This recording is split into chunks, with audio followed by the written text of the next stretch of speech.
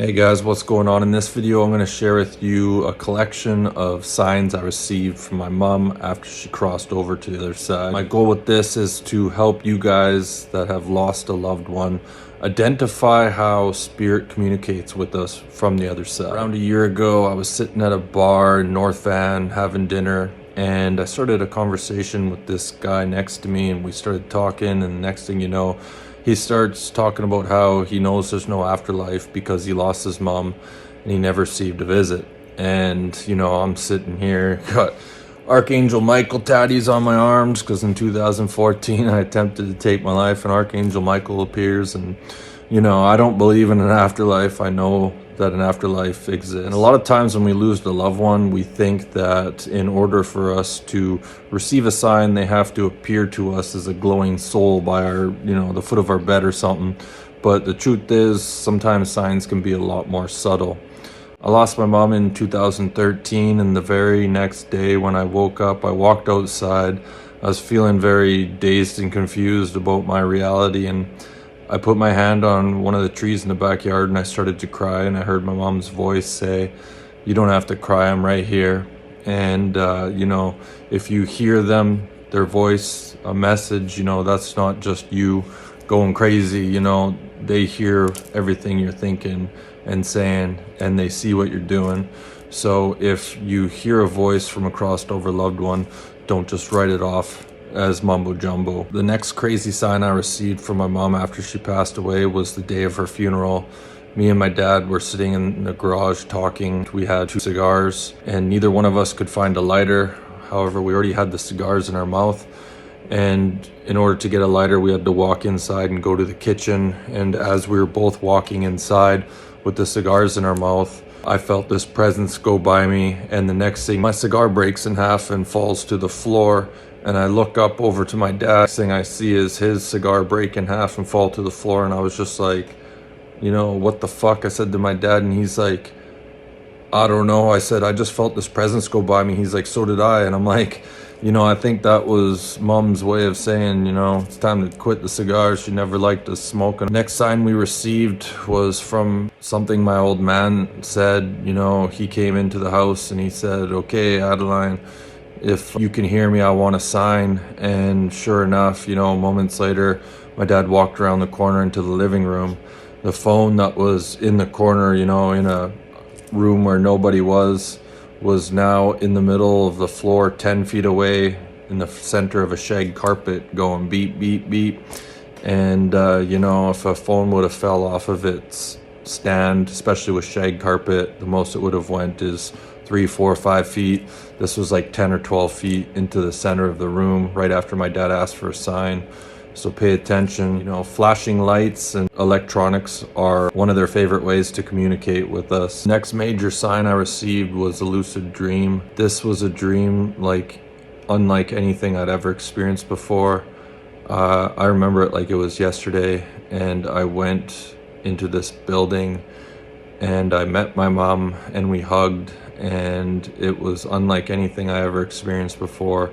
I woke up and it felt so real that I just burst out crying. It felt like I just went and visited my mom. And if you have a dream that seems to be too real, just know that that was actually a visitation you experienced in the astral realm and you remembered it when you woke up. Another sign I received from my mom was actually on a mushroom trip. I was in my garage and I decided to have a mushroom, shroomy tea. And I was just sitting there meditating, and I look over to my right, and even though it was dark, almost hard to see any of the pictures, the picture right in the middle with my mom and the rest of her family, her image was just glowing white, like a flashlight was protruding out of it. And I have no doubt in my mind that that was my mom's energy coming through. Another sign I received was on Mother's Day. I was sitting on the back porch of my house, just reading a book, and the next thing I know, I heard all this fluttering like right above me. I looked up, and 2 feet above me was this hummingbird, and it was yellow, my mom's favorite color, and it was just sitting there hovering, staring at me for like 10 seconds. And as soon as I acknowledged it, it just hovered there for a minute and then just flew off. And coincidences like that, you know, it's Mother's Day, you get some strange behavior from an animal. Lost over loved ones can sometimes use animals to deliver a message, so keep that in mind. Even insects like ladybugs, dragonflies, things like that. Another crazy experience I had was shortly after my mom passed away. I was in the food court in Willowbrook Mall, just you know, trying to get some food down, and this place, the food court, was absolutely packed. As far as I could tell, there was no seats left, so I just started walking around, and you know, I find one seat that was available. I sit down, and it was at a table, and kitty corner to that, you know, there was this man sitting there. I asked him if I could sit down to eat my meal. He said sure. Now this, keep in mind, this was a guy that was like 6'2", plus or minus a couple inches. He was a tall guy, and he was close to like 300 pounds. Like, he was a big dude, impossible to miss, right? And at this point, like, I was extremely depressed. I think I had one hand on my head while I was trying to eat with the other one, and at this point I was experiencing a pretty intense depression. And this guy asked me, he's like, oh, how's your day going? And even though I had my head down and I was eating, I just said, you know, good, thanks, how's yours? And I looked up, and he was completely gone. I stood up. I was like, what the fuck? I stood up, and I did a 360 in this food court, and this 6 foot plus dude that was 300 plus pounds had completely just disappeared. And angels and spirits can, you know, they can appear as real humans to deliver a message. And for me, you know, that was within 1.5 seconds, and there's no dude that big that can move that fast. So to me, that was definitely a visitation from my mom. Last but not least, my favorite of all would have to be an ayahuasca ceremony I had. You know, I lost my mom to cancer 3 months before my son was born, and 13 months later I attempted to take my life. And if it wasn't for Archangel Michael appearing, I wouldn't be here. It's really messed up from the fact that my mom had passed away right before her first grandson was born.